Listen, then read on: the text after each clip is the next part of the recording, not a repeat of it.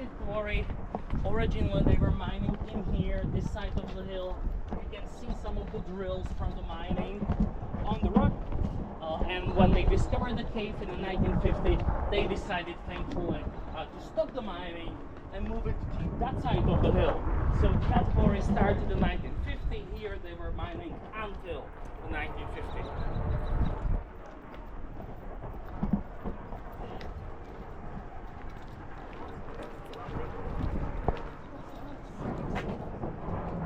It's still the process. It's extremely slow.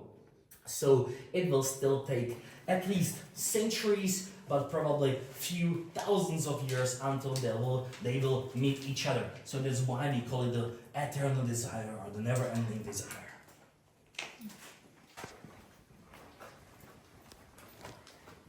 That's beautiful. Thank you. Thank you. Yeah.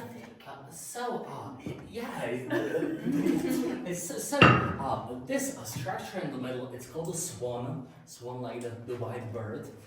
If you have a lot of fantasy, you can imagine you look at the sky and you look at the belly of the bird somewhere here. You can see the spreaded wings with the little feathers. Here is the neck, here is the tail.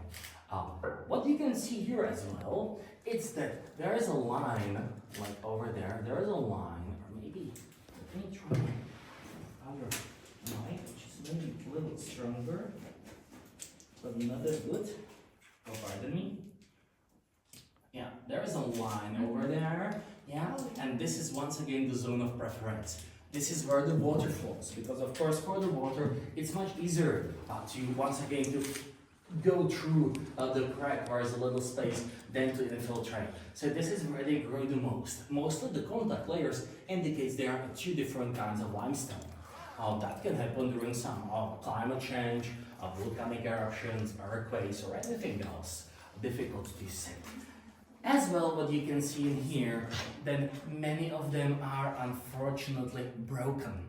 So I told you, yeah, that's bad. I told you the cave was discovered in 1950, but actually until 1960, there was nothing, no door, no entrance, no any law about regarding the protection of the caves. So actually any person could go here, and unfortunately they broke the structures like souvenirs to take them back on. We don't do it anymore, of course. Fortunately, from the 1960s, it's like that. You can go here only with a guide. Yeah, so, but here, because we are close to the entrance, you can see the damage the most. Behind you, like over there, there is a Christmas cave. It's about 300 meters, about 900 feet long tunnel. This is where the bats like to hibernate the most. That's why there is no access for us. But during the winter, people are coming there to see how many and what kind of species are there. It's called the Christmas cave, very simply because it was discovered during the Christmas time in 1951. So please, let's move a little further. Why are the formations on the ground over here so thick? Like, they're much rounder than the first one we saw. So it basically depends on the speed. So all of them are created by the water dripping from the ceiling. Yeah, and the shape and the size of it depends on the speed. Yeah, so basically on the ceiling, if the water is dripping very, very slowly, you will have a big structure on the ceiling, a small structure below it. But if the water, because it has too much time to crystallize, so most of the calcium will crystallize on the ceiling. But if the water is dripping very fast, there is going to be a very tiny stalactite on the ceiling and a big structure, the stalagmite. Gotcha. So it's basically just the speed, Gotcha. Yeah.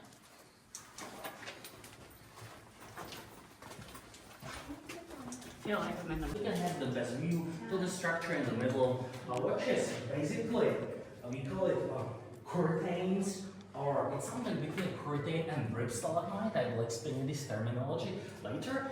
But the most importantly, this is the symbol of the caves of the Koněprusy, which is even more interesting that it's hollow inside, it's empty inside, which means if you tap on it by some light or keys, it will make a sound.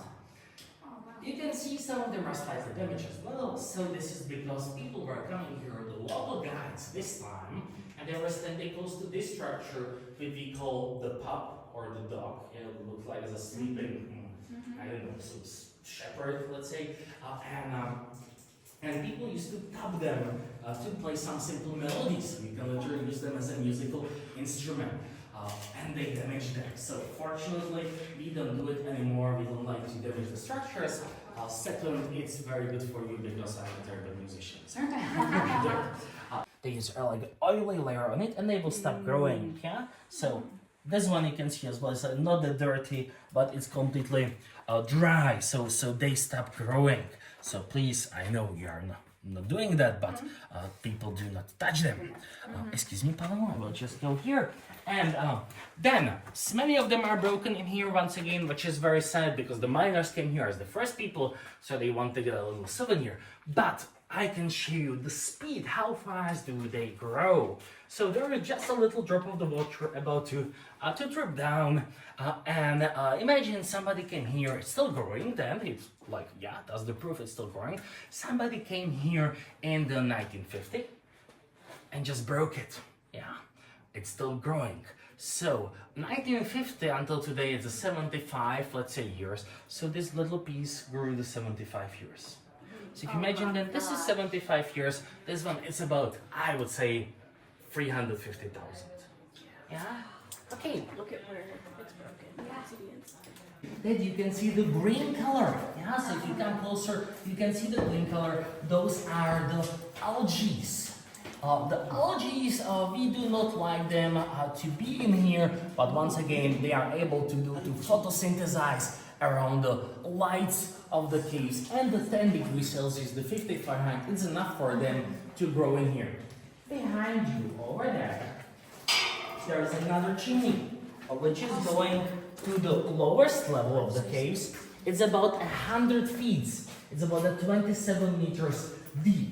One of the explorers here in 1951 fell down to the chimney. He was the only person here. He broke both of his legs. He didn't die, he survived, but both legs were broken. And nobody was missing him. Probably he wasn't a very popular person. So he was there about 2 days with the absolute cave divers, the pitch divers, and the trap later. So now we will go down the stairs that way. We will do a little loop around. If somebody is tired now, can wait for us in here, but of course I recommend you to go with me. We will go. Yeah, look at Deborah, come closer this way. You guys, yeah, please, so everyone can see. So, this look like as a waterfall. This is called Sinterfall. So I guess all of you have seen waterfall. Some of the luckier might see icefall, which is like a waterfall-looking structure made out of icicles. But this is called a Sinterfall. Sinter is just the chemical process, how these structures are created. So once again for everyone, there is a chimney. The water infiltrated through the limestone, turned into the carboxylic acid. Carboxylic acid dissolved the limestone to create this beautiful chimney, then was saturated by the calcium, so recrystallized, created this beautiful Sinterfall. You can see here it's broken. This time it's not because of the visitors. This is because of the weight. It's very heavy, very hard, but also at the same time very fragile. So they are very sensitive. The biggest enemy of them is their own weight and their own size. So once they are too big, too heavy, they can easily collapse. This structure is about 1.5 million years old. Now we go down the stairs. He decided, when they discovered the caves, he decided to stop the mining, which is obvious nowadays, but that time it was a very important and very dangerous decision.